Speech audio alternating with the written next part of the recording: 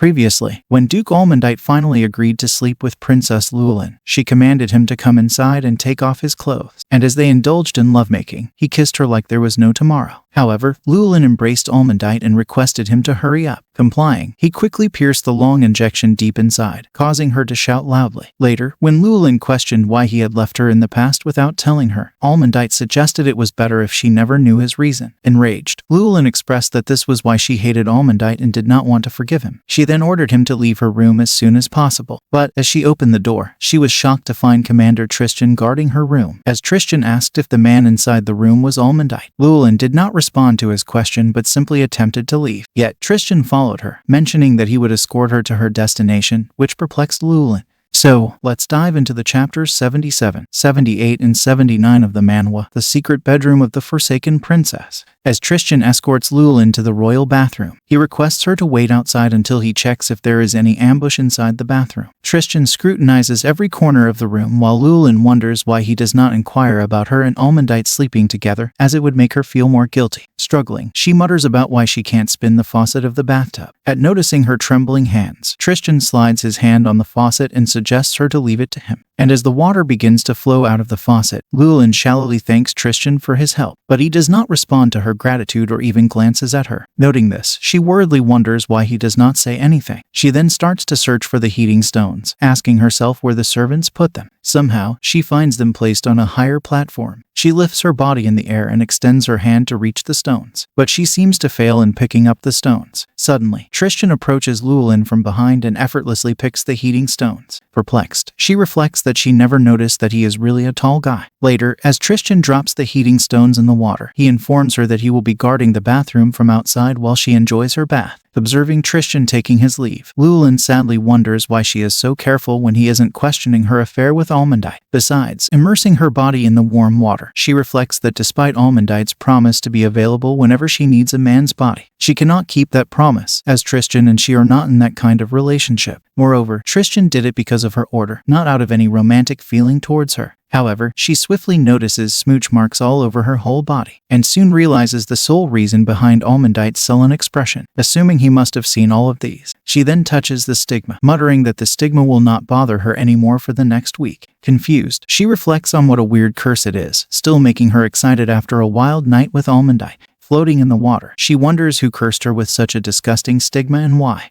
Dear viewers, apologies for the interruption. If you're genuinely enjoying the content on this channel, please consider hitting the subscribe icon with all notifications, since this little support of yours will help this creator continue delivering high-quality work to brighten your day. And take a moment at the end of the video to leave a comment, sharing your thoughts on the content. Your feedback means a lot. Now, let's not take up too much of your time and jump back into the story. The scene shifts to outside the bathroom, where Tristian is visibly fulfilling his guarding duty. Nevertheless, Almondite arrives in search for Lewellyn's whereabouts, and upon seeing Tristian, Almondite receives an intimidating gaze from him. Almondite teasingly inquires if Lewellyn is still bathing, at which Tristian angrily wonders why Almondite calls the princess by her first name without any hesitation. He adds that he is already pissed, and Almondite is making him even more annoyed now. Meanwhile, Almondite smirks clearly and gradually approaches near Tristian, and provokingly, he pats Tristian's shoulder and shares an alarming gaze, suggesting Tristian take good care of Lewellyn when he is not present around. Enraged, Tristian clenches his fist at this declaration. He then vehemently reminds Almondite that he does not need to be taught by him about how to protect the princess. Listening to his statement, Almondite silently turns back and proceeds to take his leave. However, he halts abruptly, requesting Tristian to inform him if something happens to Lewellyn in the future, as he somehow managed to mitigate her sickness for today. Tristian counters Almondite's statement, inquiring if he does not know that he can't reveal royalty's health status to outsiders. He mentions that just because Lewellyn does not trust Almondite, she does not share her matters with him. Unexpectedly, Almondite smirks heavily and questions if Tristian hates him because he slept with his princess. With a piercing gaze, Almondite warns Tristian that he is just a mere bodyguard of Lewellyn and therefore does not have the power to go against him. He adds that Tristian neither has the power to stop him from meeting with Lewellyn personally. Almondite then reflects that even though they hate each other, they should cooperate for Lewellyn's sake. For this, Almondite suggests that they put aside their fight for the princess and work towards their bright political future. Tristian defies his words, expressing that if Almondite were his enemy, he could cooperate with him for the princess. However, he will not, because Almondite is the enemy of his princess, adding that if he walks the same path as Almondite, he will not only betray Lewellyn but also abandon her, just like him. and by approaching Almondite, Tristian vehemently rejects his proposal, stating that even if the princess fell into a deep hole of despair, he will never cooperate with him. This declaration prompts Almondite to clench his teeth in anger. However, Almondite quickly maintains his composure and pities Tristian for being a loyal dog to Lewellyn without her knowing. He then provokingly expresses that Tristian is a dog, and dogs can't become humans. Tristian becomes enraged at this humiliation from Almondite.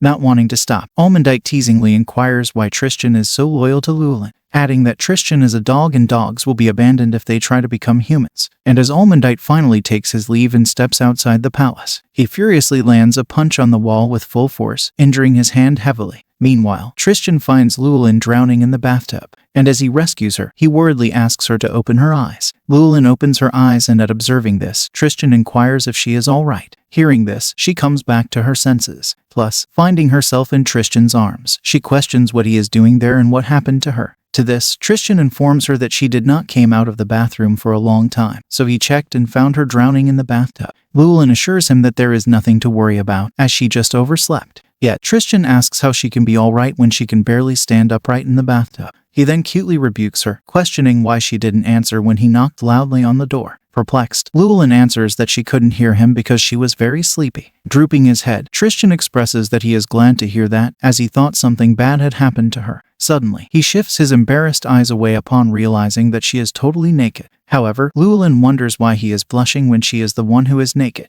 Later, arriving at her bedroom, Tristian offers Lewellyn to wear his coat, as her clothes are completely soaked. After some time, Lewellyn informs him that he can see her now, as she properly wears his coat. And with an appealing expression, she asks him to forgive her for worrying him. Embarrassed, Tristian quickly ties a belt around the coat, mentioning that she must feel cold. Suddenly, he sullenly questions if she is truly sorry. Then could she answer his question? At which, she responds that she will try to answer his every question if possible. Hearing this, Tristian inquires if by any chance she loves Duke Almondite. His assumption prompts Lewellyn to spring up in nervousness, declaring that there is nothing like that between them. Besides, she convinces him that she is a promiscuous woman who always wants to sleep with a man. Tristian does not show any reaction but requests that if she needs someone in the future, she can call him, because he will do his best not to be so clumsy like earlier. This declaration prompts Lewellyn to ask why he is going to this extent, adding that he promised to be available for her when she needed him, but he didn't. She questions what explanation he has for his absence. Unexpectedly, Lewellyn asks if Tristian really likes her, because she does not understand his real motive for helping her unconditionally. Without wasting any time, Tristian quickly expresses that he likes Lewellyn and also liked the night they spent together. Elaborating, he says that he wants to spend more nights with her in the future, and does not want her to seek Almondite or other men for spending nights with her.